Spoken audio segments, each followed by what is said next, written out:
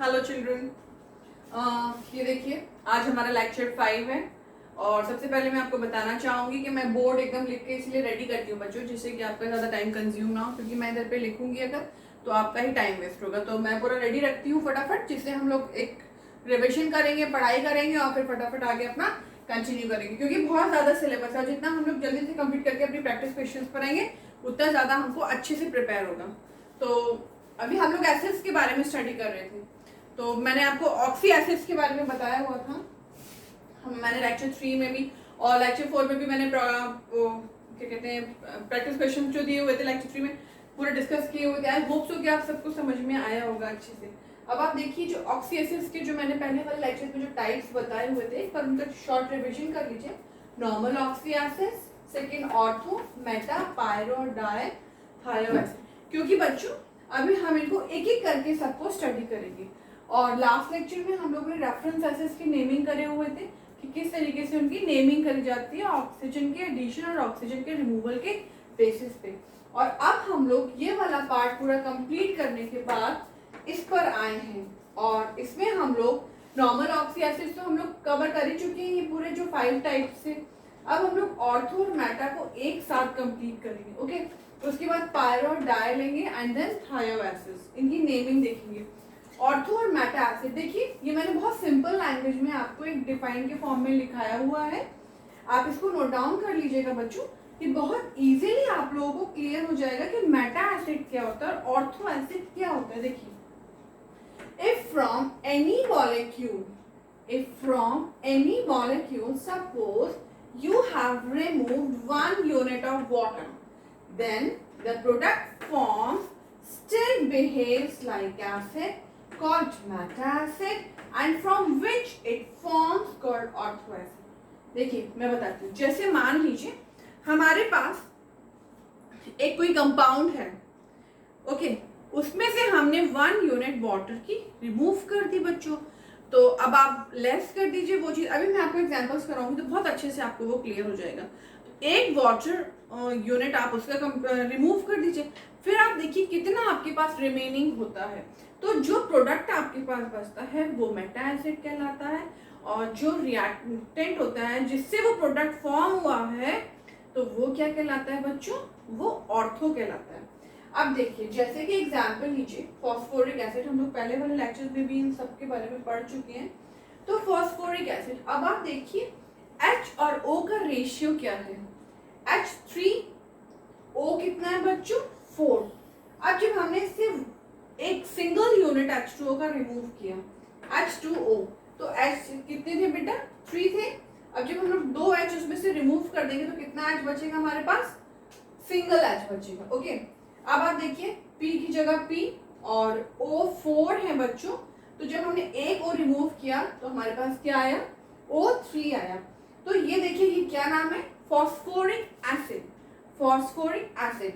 और इसको हम लोग ऑर्थो फॉस्फोरिक एसिड भी लिख सकते हैं, ऑर्थो फॉस्फोरिक एसिड भी लिख सकते हैं। अब यहाँ पे क्या बना है, after removal of 1 unit of water, what it forms, Meta phosphoric acid, Meta phosphoric acid. ये देखिए, ये क्लियर हुआ।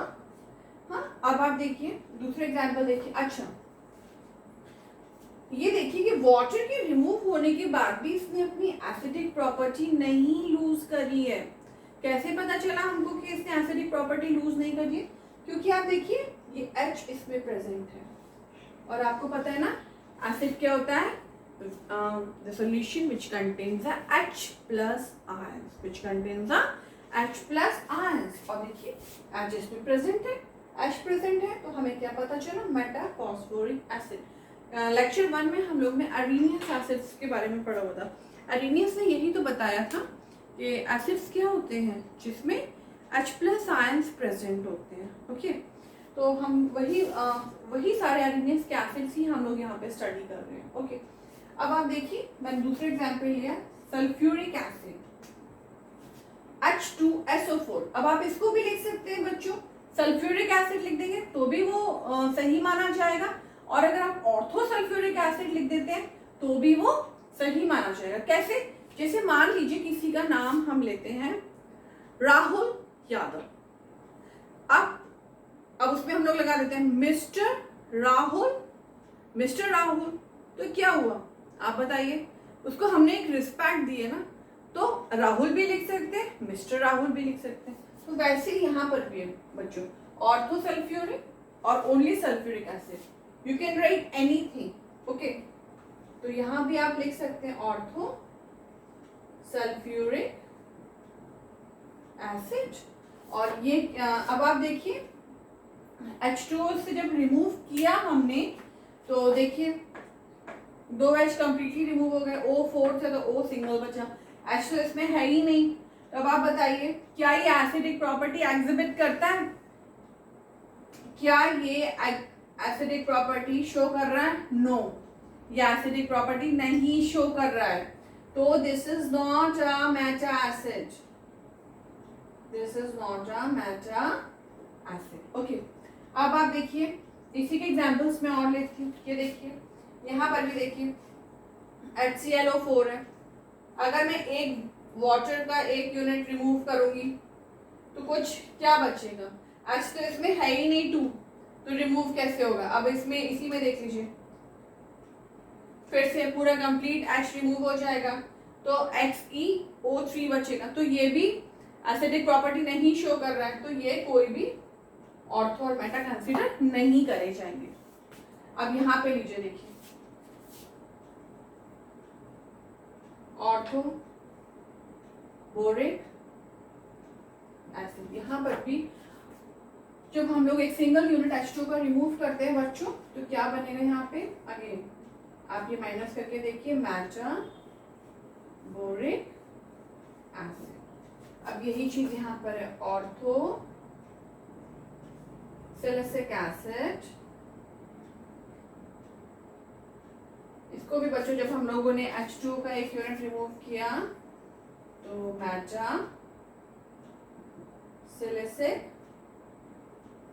एसिड। अब ये बहुत सारे एग्जांपल्स में अभी और लेके कराऊंगी आपको, तो एक बार आप फिर से देख लीजिए इसके एग्जांपल्स सारे क्लियर हुए हैं कि नहीं आपको। ऑर्थो मेटा एसिड जो मैंने आपको बताया है तो पूरे क्लियर हुए हैं बच्चों। देखिए अभी हम लोग ने ऑर्थो और मेटा एसिड पढ़ा था, अब हमारा पायरो और डाई एसिड जो नेक्स्ट था उसका ऑक्सीएसिस जो टाइप, तो इसमें अब आप देखिए ऑर्थो मेटा एसिड में भी हमने 1 यूनिट वाटर का रिमूव करने के बाद जो हमको प्रोडक्ट मिलता था उसमें हाइड्रोजन आयंस का प्रेजेंट होना बहुत इंपॉर्टेंट होता था। अगर हाइड्रोजन आयंस एब्सेंट होते थे तो वो नो एसिड का क्लैरिफिकेशन देते थे, और अगर हाइड्रोजन आयंस प्रेजेंट होते थे तो वही हम लोग एसिड्स कंसीडर करते थे। अब आप यहाँ पर भी वही चीज है, पर डाई, डाई का मीनिंग क्या होता है? Two, anything which is considered two is known as die.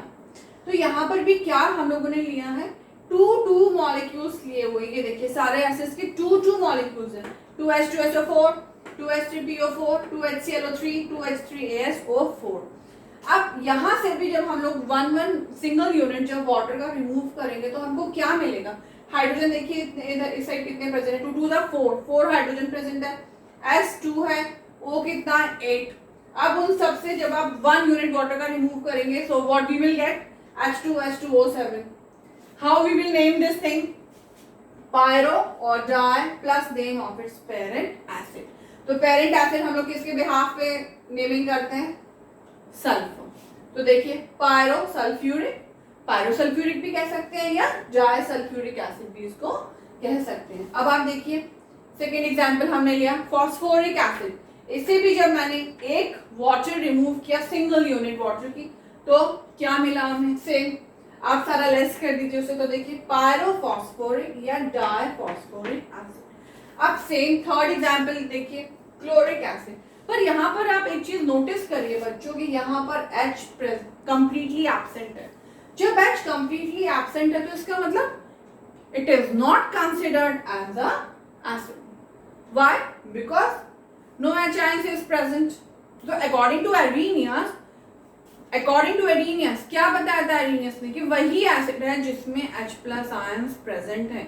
जब दूसरा साइंटिस्ट आया तो उसने कहा नहीं ऐसी तो कोई बात ही नहीं है, और भी बहुत सारे एसिड्स हैं ऐसे जिनमें H प्लस आयंस प्रेजेंट हैं और उनको कंसिडर किया, sorry H plus ions absent है फिर भी उसको एसिड कंसिडर किया जाता है।